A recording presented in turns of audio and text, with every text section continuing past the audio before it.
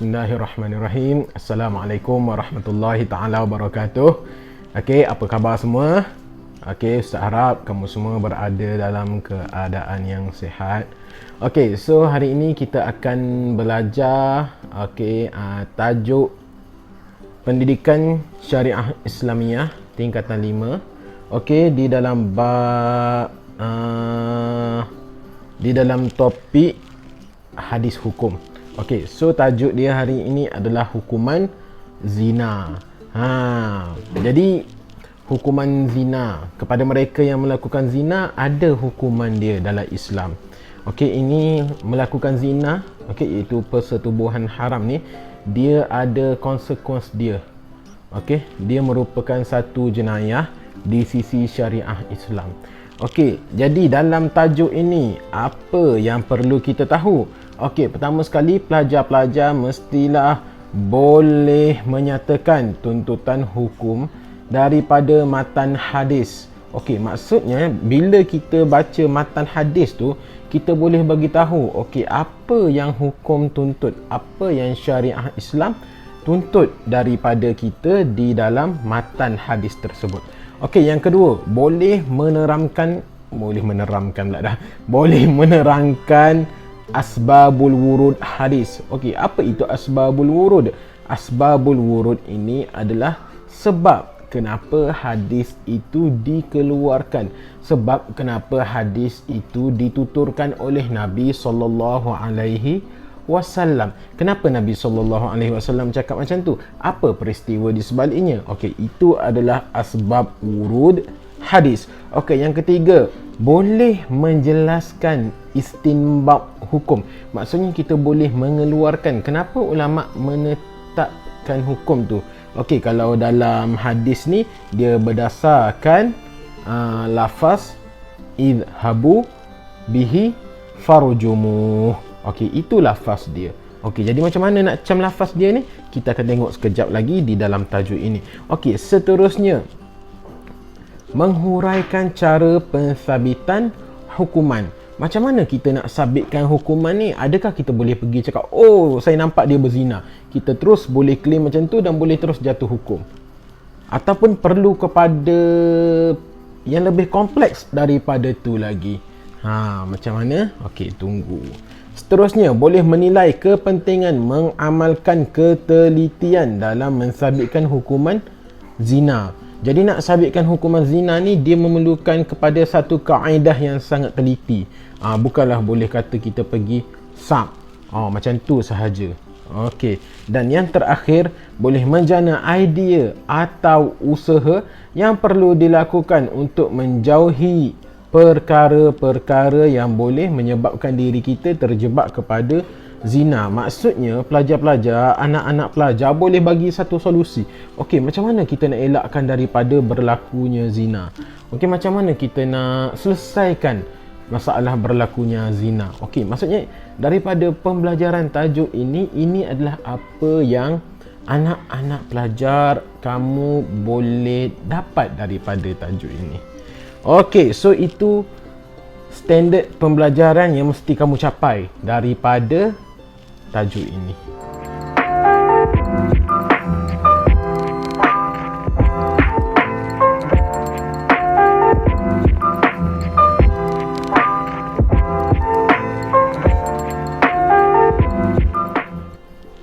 Okey, so jadi apa hadis yang berkaitan dengan hukuman zina ni? Okey, so boleh tengok dekat slide yang Ustaz kongsi ni. An Abi Hurairah radhiyallahu anhu qala ata rajulun Rasulullah sallallahu alaihi wasallam wa huwa fil masjidi fanadahu faqala ya Rasulullah inni zanaitu fa'arada anhu fatunha tilqa'a wajhihi faqala lahu ya Rasulullah inni zanaitu fa'arada anhu hatta raddada alaihi 4 marrat فلما شهد على نفسه 4 شهادات دعاه النبي صلى الله عليه وسلم فقال أبك جنون؟ قال لا. قال فهل أحصنت؟ قال نعم. Faqala an-nabiy sallallahu alaihi wasallam idhabu bihi farjumuh. Okey, artinya daripada Abu Hurairah radhiyallahu anhu. Okey, dalam teks ni ditulis Abi Hurairah. Okey, dekat sini terjemahan dia tulis Abu Hurairah. Okey, ini adalah masalah nahwu saraf lah. Okey, di selepas an, okey, kita baca dengan majrur. Sebab tu dia baca an abi. Okey, daripada Abu Hurairah radhiyallahu anhu, sesungguhnya beliau berkata, seorang lelaki telah datang menemui Rasulullah sallallahu alaihi wasallam semasa baginda berada di dalam masjid. Lalu beliau memanggil Rasulullah sallallahu alaihi wasallam seraya berkata, "Wahai Rasulullah, sesungguhnya aku telah berzina." Maka Rasulullah sallallahu alaihi wasallam berpaling daripadanya sehingga dia mengulangi lagi, "Wahai Rasulullah, sesungguhnya aku telah melakukan perbuatan zina." Diulang pengakuannya sebanyak 4 kali. Maka apabila lelaki berkenaan telah membuat pengakuan ke atas dirinya sebanyak 4 kali, Nabi pun memanggilnya lalu bersabda, "Adakah engkau gila?" Jawab lelaki itu, "Tidak." Nabi bersabda lagi, "Adakah engkau telah berkahwin?" Jawab lelaki itu, "Ya." Maka Nabi SAW bersabda, "Bawalah dia dan jalankan hukuman rejam." Okey. Jadi ini adalah hadis daripada Nabi SAW berkenaan hukum zina. Okey. Jadi daripada hadis tersebut, kita dah dapat faham bahawasanya semasa Rasulullah SAW berada di dalam masjid. Rasulullah SAW tengah berada di dalam masjid, ada seorang lelaki datang kepada baginda SAW. Jadi lelaki ni datang, dia cakap apa? Dia datang, dia buat pengakuan di hadapan Nabi. Dia kata, "Ya Rasulullah, aku telah berzina." Jadi bila Nabi dengar orang ni datang, sahabat ni datang mengaku dia berzina, jadi Nabi memalingkan muka. Maksudnya Nabi macam tak nak dengar. Macam tu. Jadi bila dah macam tu, sahabat tersebut dia cakap lagi, "Rasulullah, aku telah berzina." Dan dia mengulangi pengakuan dia sebanyak 4 kali. 4 kali. Jadi bila dah ulang sampai 4 kali ni, masa tu barulah Nabi SAW berpaling. Nabi SAW dia tanya balik, "Engkau ni gila ke? Adakah engkau ni gila? Adakah engkau ni hilang akal? Adakah engkau berada dalam keadaan tidak waras?" Jadi lelaki tersebut berkata tidak. Maksudnya dia membuat pengakuan tersebut dalam keadaan dia waras. Lepas tu Nabi tanya lagi sekali, "Adakah engkau telah berkahwin?" Maka lelaki tersebut berkata, "Ya, aku dah berkahwin." Maka bila mendengar lelaki tersebut menjawab sedemikian, maka Rasulullah SAW mengarahkan supaya sahabat ini, orang lelaki ini, dibawa pergi dan direjam sebagai hukuman kerana melakukan zina. Jadi itu hukuman dia. Jadi sebelum kita nak faham hukuman ni, kita kena faham dulu apakah itu zina. Apakah yang ditakrifkan sebagai zina? Kita nak kata orang ni berzina, kita mesti tahu zina ni apa takrifan dia di sisi syariah Islam. Kita mesti tahu. Jom kita tengok apakah takrifan zina di sisi Islam. Zina dari segi bahasa adalah persetubuhan haram. Persetubuhan haram itu dari segi bahasa. Dari segi istilah syariat, zina adalah perhubungan seks haram antara lelaki dengan perempuan tanpa ikatan perkahwinan yang sah. Maksudnya dia mestilah melakukan hubungan seks. Dia bukan orang kata pegang tangan. Dia bukanlah kata berpeluk sahaja, tapi dia mesti melakukan hubungan seks di luar ikatan perkahwinan yang sah. Itu adalah maksud zina. Ada trivia dekat sini di dalam buku teks ni, kita boleh tengok dia cakap apa? Pensabitan persetubuhan itu seperti kayu celak masuk ke dalam bekasnya. Okey, seperti mana kayu celak masuk ke dalam bekasnya. Okey, maksudnya itu adalah persetubuhan. Okey, lagi satu contoh kita ambil apa? Pedang. Okey, pedang kan kita keluarkan daripada sarung dia tu. Okey, persetubuhan ni maksudnya pedang tu mesti masuk ke dalam sarung dia. Okey, itu definisi persetubuhan. Sekiranya tidak berlaku perkara tersebut, maka ianya tidak ditakrifkan sebagai zina.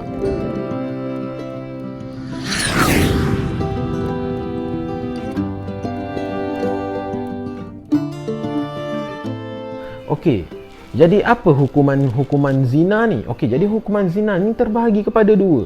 Okey, yang pertama iaitu untuk muhsan. Macam mana hukuman zina untuk muhsan ni? Okey, penzina yang telah berkahwin sama ada lelaki atau perempuan akan direjam sehingga mati. Okey, jadi penzina ni ada dua jenis. Pertama sekali dia dah kahwin. Okey, kalau orang yang dah berkahwin, dia mesti direjam sampai mati. Yang kedua kita panggil sebagai ghairu muhsan. Okey, jadi ghairu muhsan ni maksudnya penzina yang belum berkahwin, sama ada lelaki atau perempuan.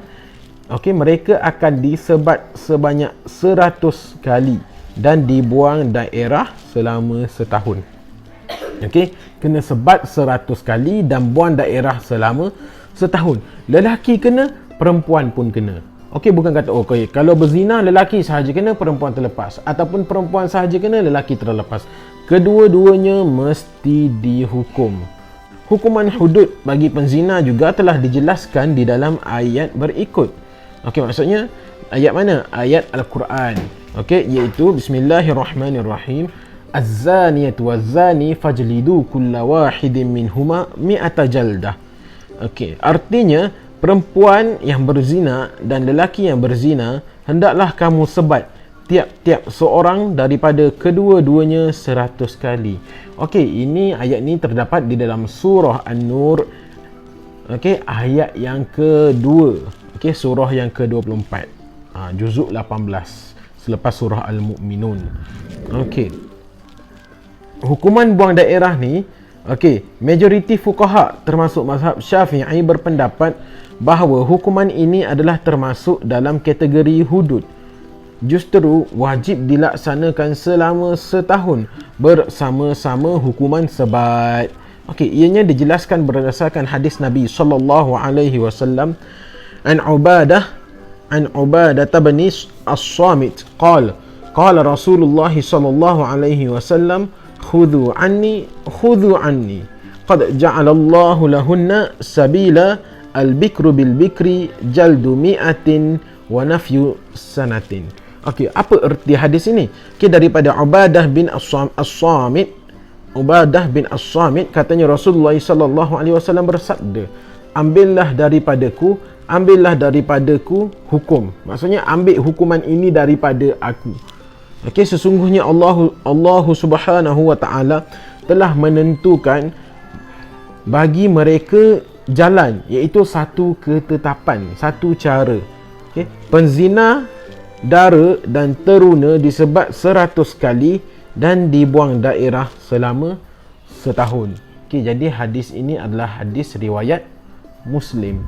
Okey, jadi maksudnya selain daripada dikenakan sebatan, mereka juga mestilah dibuang daerah selama setahun sebagai hukuman. Okey, macam tu. Jadi bukan satu jenis hukuman sahaja yang diberikan kepada penzina. Okey, nak cerita betapa beratnya kesalahan ini. Okey, kesalahan zina ni bukan hukum kesalahan yang ringan. Okey, kalau dah sampai tahap kena sebat lagi, lepas tu kena buang daerah lagi. Okey, ini adalah perkara yang serius.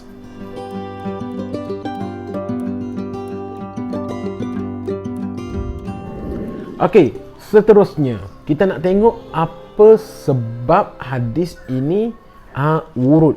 Kenapa hadis ini dikeluarkan?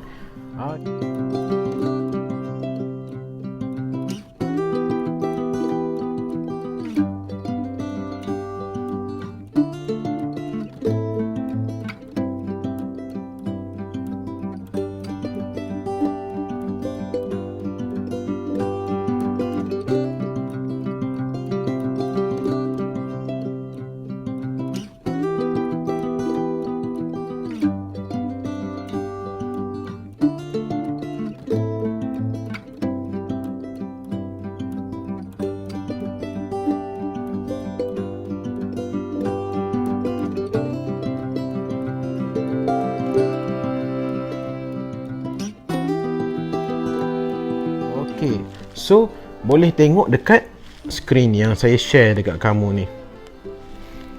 Okey, so macam mana ulama mengistinbatkan hukum? Okey, ulama mengistinbatkan hukum zina melalui lafaz idhabu bihi farjumuhu.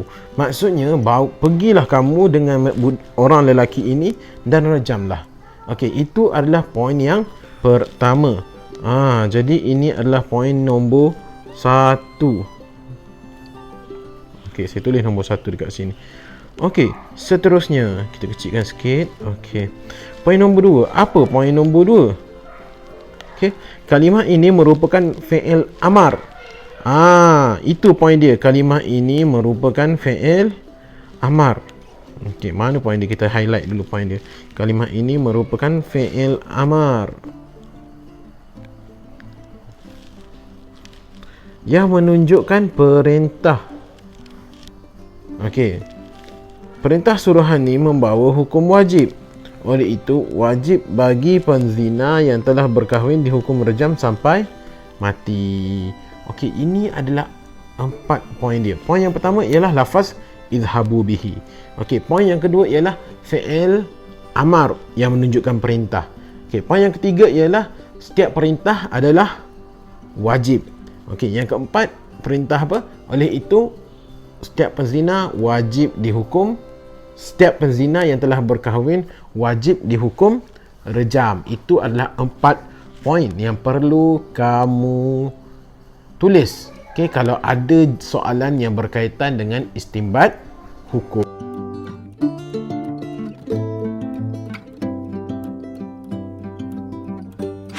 Okey, seterusnya kita pergi kepada cara pensabitan hukum zina. Okey, jadi nak sabitkan ni dia ada beberapa cara. Okey, dekat sini dalam buku teks ni diberi 3 cara. Okey, cara yang pertama. Okey, apa cara pertama? Cara pertama ialah pengakuan penzina sendiri. Okey, sekiranya penzina mengulang pengakuan sekurang-kurangnya 4 kali. Okey, dia mesti mengulang pengakuan dia tu. Dia mesti mengaku 4 kali. Barulah diterima. Okey, ini berdasarkan hadis Nabi tadi. Apa yang Nabi lakukan? Okey.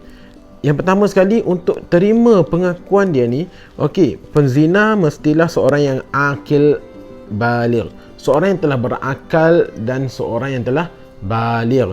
Tidak boleh dijatuhkan hukuman sekiranya dia ni tidak berakal. Okey, tidak boleh dijatuhkan sekiranya dia ni belum lagi baligh, masih lagi kanak-kanak. Okey, tak boleh dijatuhkan hukuman kepada dia. Okey, yang kedua, mengaku dengan pilihan sendiri atau sukarela. Maksudnya, dia mengaku bahawa dia berzina ni dengan kehendak dia sendiri. Dia sendiri nak pergi mengaku, bukan disebab dia dipaksa, bukan sebab orang datang suruh dia pergi mengaku. Tak boleh, kau berzina, kau kena pergi mengaku. Tak boleh macam tu. Kena dia sendiri mengaku secara sukarela. Okey. Okey, seterusnya, syarat yang ketiga. Okey, orang yang membuat pengakuan mampu melakukan zina. Maksudnya bila dia buat pengakuan tu, mesti dia ni mampu untuk melakukan zina. Tak boleh kalau kita tengok dia ni dalam keadaan, contoh kita kata dia ni dalam keadaan vegetatif lah kita panggil. Maksudnya apa? Dia lumpuh. Dia dalam keadaan lumpuh, nak berdiri apa semua tak boleh. Dan kalau kita tengok ni, mustahil untuk dia melakukan zina. Jadi kalau penyaksian sebegitu, maka tidak diterima. Mesti dalam keadaan dia ni mampu melakukan zina, barulah diterima pengakuan dia, penyaksian dia. Okey. Seterusnya. Okey. Pengakuan dibuat dengan ucapan. Okey, mesti melalui lisan. Mesti dia cakap, mesti melalui ucapan. Tak boleh bahasa isyarat macam tu. Bahasa isyarat ke, tak boleh. Dia mesti kena melalui pengakuan ucapan. Dan yang kelima, pengakuan mestilah jelas, fasih dan tiada keraguan. Dia tak boleh. Saya rasa saya macam berzina lah, tapi macam Tak tahulah yang ni orang panggil zina ke tak zina, confirm ke tak confirm. Tak ada, dia tak boleh. Dia mesti pengakuan tu jelas, okey, mesti dia fasih, mesti dia apa nama ni jelas, fasih, tak ada keraguan, mesti yakin. Tak adalah kita tengok dia ni macam bila mengaku tu macam takut-takut, macam ada macam dipaksa. Tak boleh. Okey, jadi itu kalau melalui pengakuan. So dia ada 5 poin. Okey. Jadi cara yang kedua untuk kita sabitkan hukuman zina. Cara yang kedua, penyaksian 4 orang saksi lelaki. Mesti ada 4 orang saksi lelaki yang melakukan penyaksian. Okay, maksudnya kalau kita nak tuduh orang lah. Nak tuduh orang tu. Okey, yang pertama sekali saksi yang adil, akil, baligh dan adil. Okey, mempunyai integriti peribadi. Okey, saksi lelaki 4 orang ni kesemuanya mestilah yang berakal, kesemuanya mestilah yang baligh dan semuanya mestilah seorang yang adil. Okey, seorang yang berintegriti. Kalau kita tengok ni, dia ni tak berbohong lah, bukan jenis orang yang berbohong, bukanlah jenis orang yang fasik, bukanlah jenis orang yang menganiaya orang lain. Okey, maka dia mesti keempat orang tu mesti cukup syarat ni. Kalau 2 je cukup syarat, 2 orang lagi tak cukup syarat, maka tidak boleh. Okey, seterusnya disyaratkan juga bahawa setiap saksi melihat perbuatan itu secara jelas tanpa sebarang kesamaran. Okey, jika tidak mereka dikenakan hukuman qazaf, iaitu 80 kali sebatan. Maksudnya kalau 4 orang ni nak menuduh, nak menyaksikan, nak memberi kesaksian bahawasanya seseorang ini, katakanlah A, katakan okey, ada A, B, C, D, E, F. Okey, 6 orang. So A dengan B berzina. Okey, jadi C, D, E, F ni mesti menyaksikan A dan B ni berzina secara jelas. Mesti tengok betul, yakin dia berzina. Bukanlah kata berzina, taklah dia pegang saja tu, taklah dia peluk je tu, dia tak berzina. Tak boleh. Dia kena keempat-empat tu melihat dengan jelas. Kalaulah tidak, maksudnya kalaulah mereka tidak melihat dengan jelas, maksudnya samar-samar, okey, mereka boleh dikenakan hukuman qazaf. Qazaf ni maksudnya menuduh orang lain berzina. Okey, iaitu 80 kali sebatan. Jadi untuk kita kata orang berzina ni sebenarnya dia merupakan satu tanggungjawab yang besar. Dia bukanlah kita boleh kata you can just go around and accuse someone, dia berzina, dia ni berzina, dia ni berzina. Tak boleh. You kena ada, maksudnya bukti tu, saksi tu yang kukuh. Saksi tu sampai 4 orang. Jadi bukanlah senang untuk menjatuhkan pensabitan zina ini yang sebenarnya. Seterusnya cara yang ketiga. Cara yang ketiga dalam mensabitkan hukuman zina. Apa itu? Bukti yang meyakinkan, seperti gadis yang didapati hamil atau seorang perempuan yang bersuamikan kanak-kanak yang belum balik didapati mengandung. Maksudnya tiba-tiba kita tengok perempuan ni hamil, maka sudah pastilah dia telah melalui hubungan seks.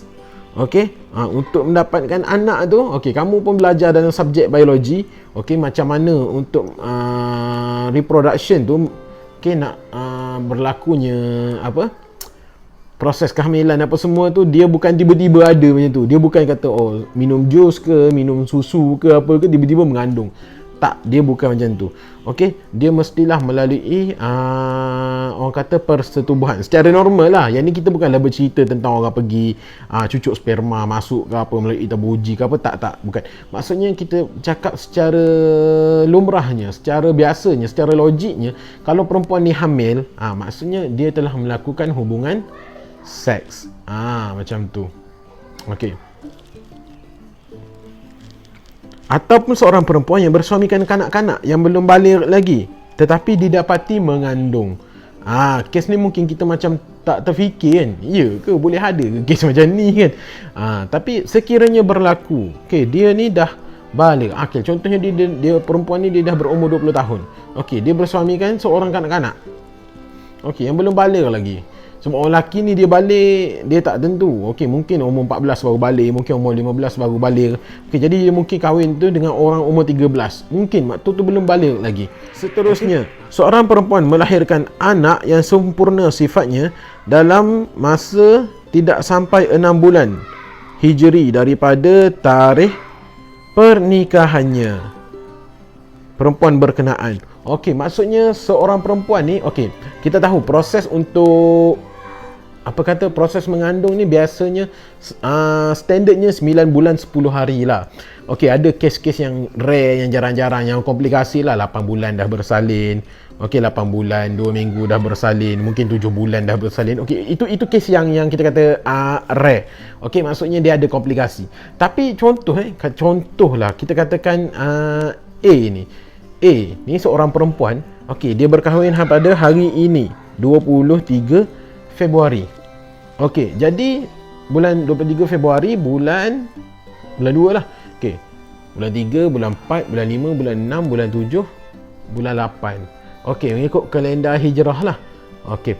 Jadi maksudnya bulan 8 lebih kurang macam tu. Sebelum bulan 8 ni, maksudnya mungkin bulan 7, bulan 6 ni dia sudah melahirkan anak. Maka itu adalah mustahil untuk dia melakukan hubungan seks selepas berkahwin. Jadi ini maksudnya dia telah melakukan hubungan seks sebelum berkahwin.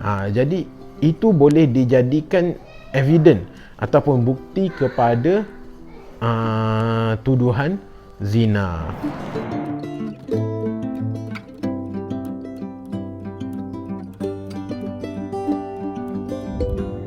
Kepentingan mengamalkan ketelitian dalam pensabitan hukum zina. Kenapa pentingnya kita mesti teliti untuk kita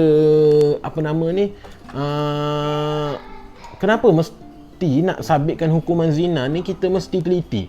Kita tak boleh nak main tembak aja. Okey, yang pertama sebabnya mengelakkan daripada berlaku sebarang bentuk kezaliman dan penganiayaan yang akan mencalarkan imej mereka yang tidak bersalah.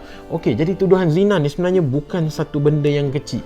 Okey, jadi contohlah kalau kita tengok, kita katakan seorang ni yang terkenal, kita tengok dia ni seorang yang baik, okey, seorang yang sopan santun, seorang yang kita kata boleh dipercayai. Tiba-tiba ada orang datang menuduh dia berzina. Okey, jadi sebenarnya apabila tuduhan tu dilemparkan, sebenarnya dia telah memberi satu kesan kepada kredibiliti kepada maruah orang yang dituduh tersebut. Okey, walaupun belum lagi dijatuhkan hukuman, tapi mungkin ada orang yang tidak suka akan si A ni, bila dia dengar macam tu dia kata, oh ni memang confirm dia ni berzina. Aku tahu.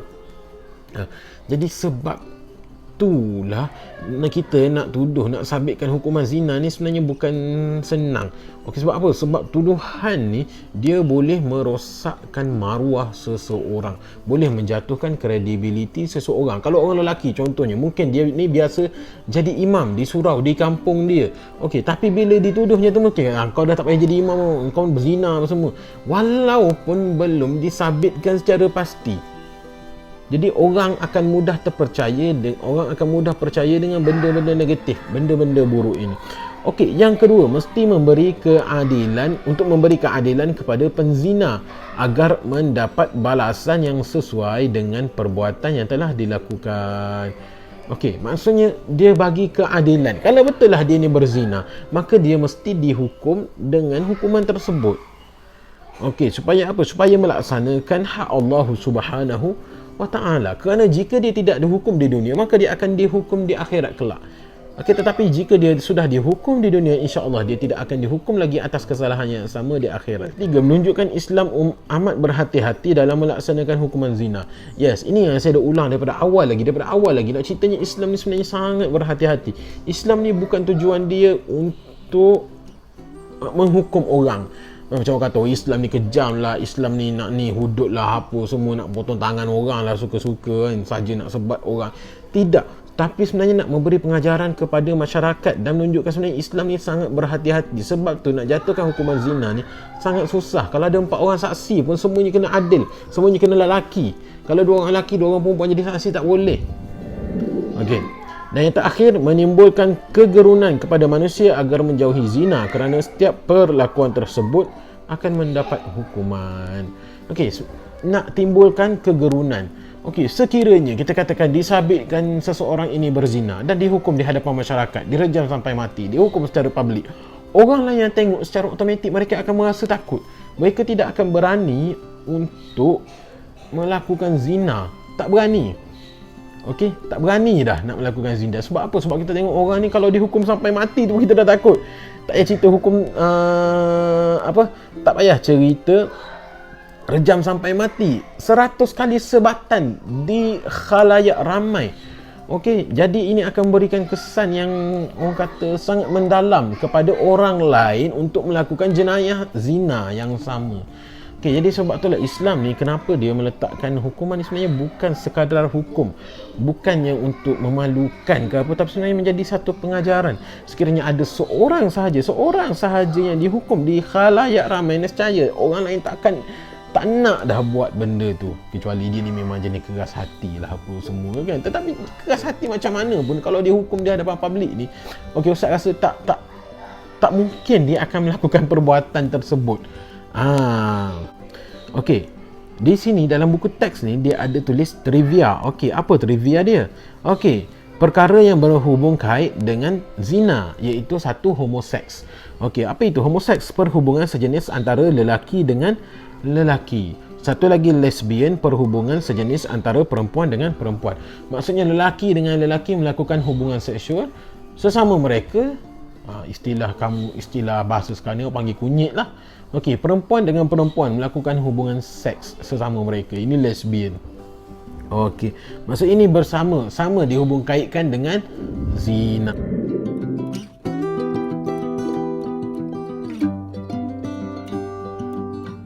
Kita nak share apa langkah-langkah, okey, daripada buku teks ni kita nak share apa langkah-langkah untuk menjauhi perkara yang boleh mendekatkan diri kepada zina.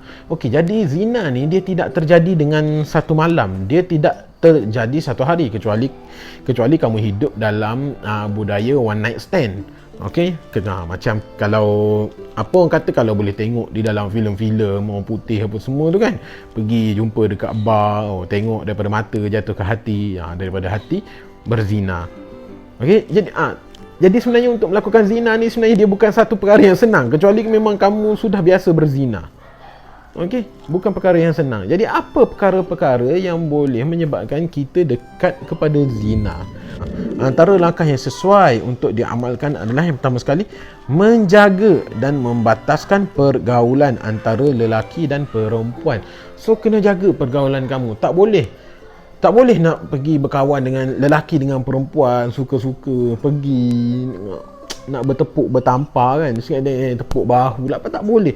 Okey, jadi perkara ini dia akan membuka jalan kepada zina. Okay, walaupun orang kata tak apalah, tak ada apa, dia macam kawan saya je, saya tak ada kisahlah tepuk bahu dia ke apa ke, tak kisahlah, tak ada masalah. Tak boleh. Okey, sebab bukan semua orang berada pada tahap yang sama. Ada orang yang cukup terangsang dengan mungkin sentuh saja, sentuhnya dia dah macam, ada orang macam tu. Sebab apa? Sebab mungkin dia tak pernah sentuh orang perempuan, mungkin dia tak pernah berpegangan tangan, tak berkapa. Jadi benda tu satu perkara yang sangat asing bagi dia, menyebabkan kalau ada berlaku pergaulan, okey, berkawan dengan orang perempuan, bila tengok perempuan ni cantik, dia akan timbul rasa gairah tu.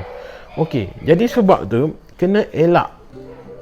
Okey, tak boleh kita kata tak apa, saya tak ada nafsu dengan orang perempuan. Tak ada. Mustahil seorang lelaki ni tak ada nafsu dengan seorang perempuan. Kecuali apa? Kecuali kalau dia tengok perempuan tu memang langsung tidak menarik minat dia.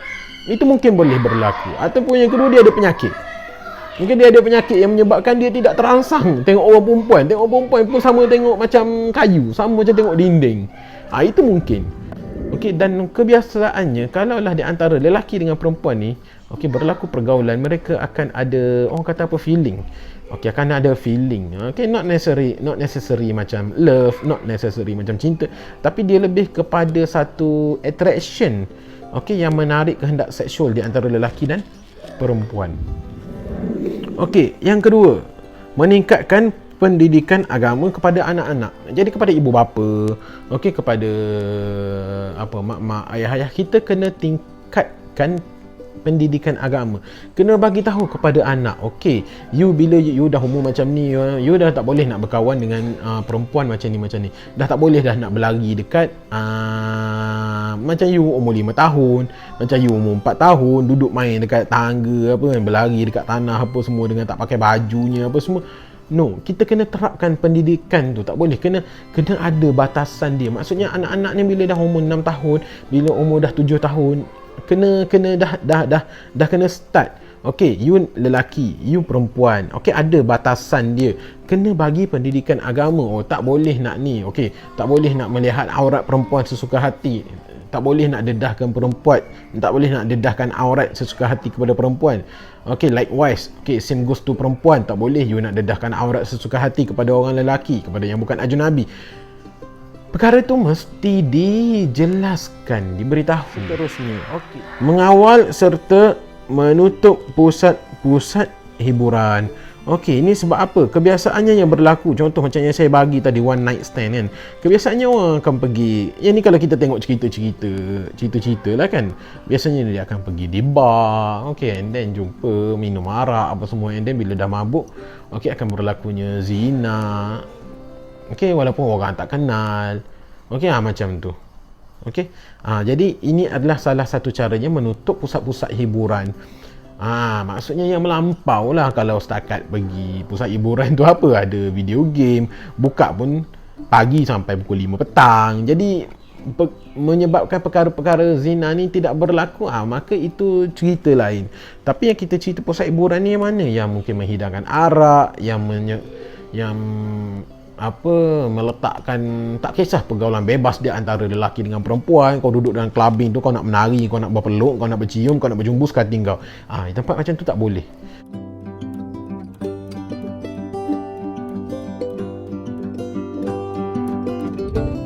Okey, refleksi diri. Okey, tugasan. Okey, jadi selepas kamu tengok video ni, okey,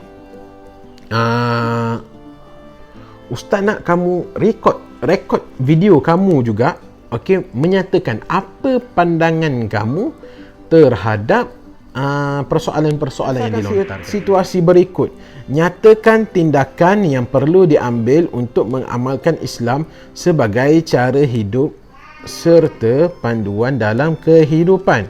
Okey. Jadi, macam mana kita nak bagi ni? Takkan nak semua orang jawab 6-6 kan? Okay, so kita ada 22 orang. 6, 12, 18, 24. Okay.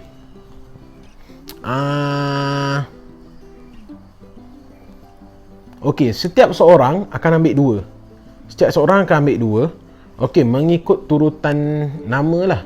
Turutan nama.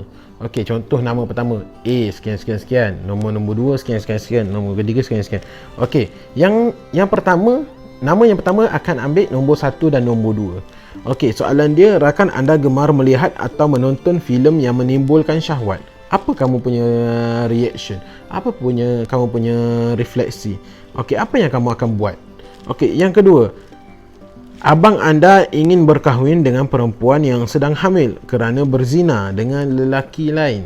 So, what's your opinion? Apa refleksi kamu? Okay, ini orang yang pertama. Nanti kita tengok senarai nama tu. Okey, kemudian orang yang kedua dalam senarai nama tu, dia ambil soalan nombor 3 dengan nombor 4. Okey, kakak anda menyewa sebuah bilik. Dalam masa yang sama terdapat penyewa lelaki yang turut menyewa bilik lain di dalam rumah yang sama. Jadi kalau dalam kaedah syariah Islam, apa yang perlu kita buat? Boleh ke sewa bilik lain-lain? Tak kisah kan? Duduk je satu rumah tapi bilik lain-lain. Ada masalah ke? Tak ada masalah. Okay, so what's your opinion? Okay, seterusnya yang keempat, soalan keempat. Ibu dan bapa anda ingin mengambil anak angkat yang merupakan anak tidak sah taraf. Okay, apa kamu punya tindakan yang perlu diambil untuk mengamalkan Islam sebagai cara hidup dalam kes ini? Okey, ni orang yang kedua lah senarai nama. Orang yang ketiga, dia ambil pula soalan nombor 5 dengan soalan nombor 6 ni. Okey, sepupu anda merancang untuk meraihkan Valentine Day. Valentine Day ni 14 hari bulan Februari lah, dah lepas lah. 9 hari yang lepas. Okey, seterusnya soalan yang ke-6. Ketika bersiar-siar di taman berdekatan rumah anda terlihat seorang lelaki dan seorang perempuan duduk dalam keadaan bercumbu-cumbuan. Okey, kalau di tempat publik tu, apa yang anda akan lakukan? Ini orang yang ketiga dalam list. Okey, orang yang keempat dalam list nama ni, dia ambil balik soalan 1 dan 2. Orang yang kelima, soalan 3 dan 4. Orang yang keenam, soalan 5 dan 6. Sampai orang yang ke-22 dalam kelas. Okey, jadi yang ni saya nak kamu rekod video kamu, apa kamu punya reaction, apa yang akan kamu lakukan. Rekod video macam ni. Bukan, kamu tak perlu lakukan macam ni. Maksudnya video kamu bercakap macam ni, kamu bagi reaksi kamu. Tapi kalau kamu nak kreatif, nak buat video dengan TikTok apa semua, nak tambah itu, tambah ini, okay, so it depends on you. Okay, tak ada masalah. Okay, itu saja untuk kelas PSI hari ini bersama Ustaz Ikhwan. Okay, Assalamualaikum warahmatullahi taala wabarakatuh.